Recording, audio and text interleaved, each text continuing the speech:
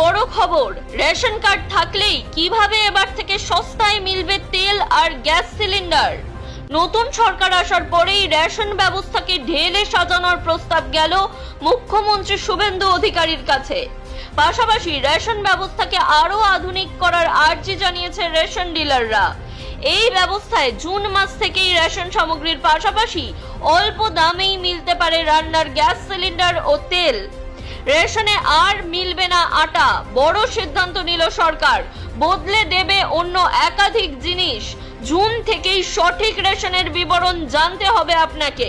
CAA তে আবেদন করলেই মিলবে রেশনের সুবিধা।